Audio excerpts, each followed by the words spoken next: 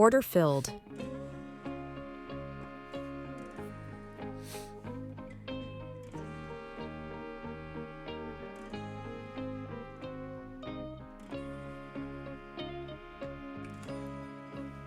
Alright, so we just finished our trade. To the downside, we literally just took, to the upside, we literally just took it to the resistance line here.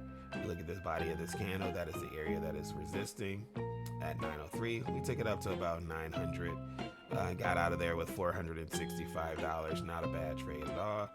It's pushing down. The market overall today it should be trending down. We've been trending down since about July 10th at 9 a.m. And what's really cool is, like, if you look at this little block area right here in the center of July 10th, you can really see how the bodies of the candles are the true levels.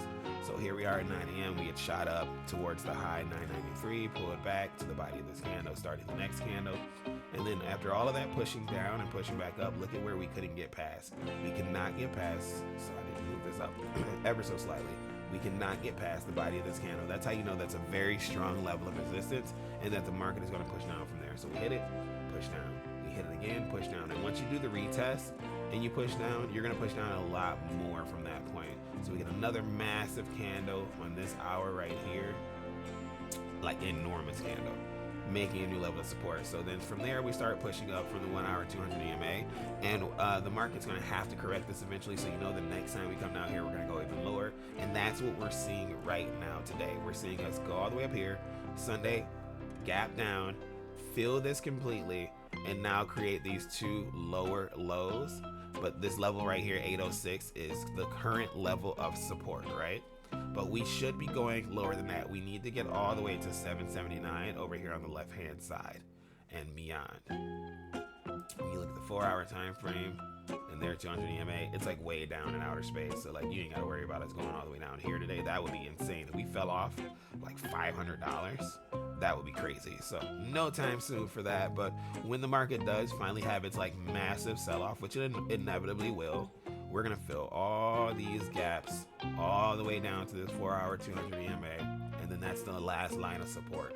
So you can just take that and you can draw your demand zone there from here, from here to here, right? And then you can just take it and you can just stretch it out to the future. So now you know that this is your demand zone. And as far as your supply zone goes, you'll take the highest high on the 4 hour time frame in the body of the candle to the top of the candle wick. Boom, right there. That's your supply zone. You'll stretch that out forever. And then you'll take this blue line and you'll move it to the 50% area of that. And then that's your first major area of resistance as well as your overall supply zone. And then down here, way down here, this is the main demand zone. This is the level that we will be looking forward to. But the demand zone that we're currently working with, I'll show you that as well, because there's always other zones. The demand zone that we're currently working with starts right here at these two candles and stretches across to right here. Boom, where that 779 is, right? And so this is your current demand zone. This is your current supply zone. This is the overall range of the market. We're gonna go daily.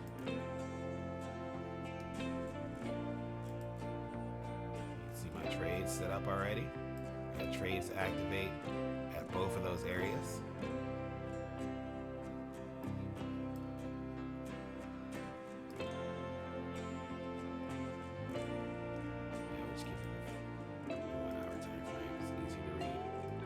Now you can see your overall range.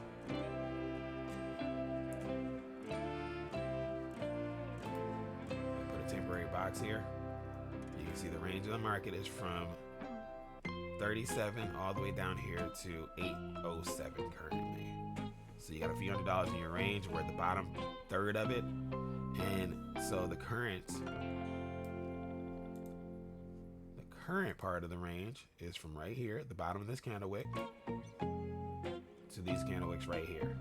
So 878 to 805. But what we're going to do is we're going to extend all the way down to 779. And that is the area that the market is currently looking for. This is the range that we're working with in the bottom portion of this range here. We should push up to fill this gap right here at 933, 945. But from that point on, the market should be trading down to fill the rest of the gaps that were left on this side over here. These massive fair value gaps and massive push-ups that we've had. We need to start filling these in. So once we get below the 1 hour 200 EMA, you can expect that. But I made some money, so the next time I'll be looking to trade is at 8:30 and then 9:30 in the morning, and then I'm pretty much done for the day after that. You know, that's as far as my analysis goes. After the morning, after like 10:30, 11 o'clock, the market tends to start to form a new trend and a new story. So that is as far as my analysis goes. And I don't like to analyze all day long. I like to pick an area, analyze the pre-market data, analyze what's currently going on, and take my trades off of that. And that's what you guys saw earlier. But listen, you guys have a great day. This has been another full transparency trading session where I'm your host, Sebastian. 1 second. Where are we looking to go from SPY? SPY has a very large range of 625 to 618. They're trying to get down to 618. Getting down to 618 will put them back in their demand zone, and then it'll fill in all of these gaps from the gap ups as well.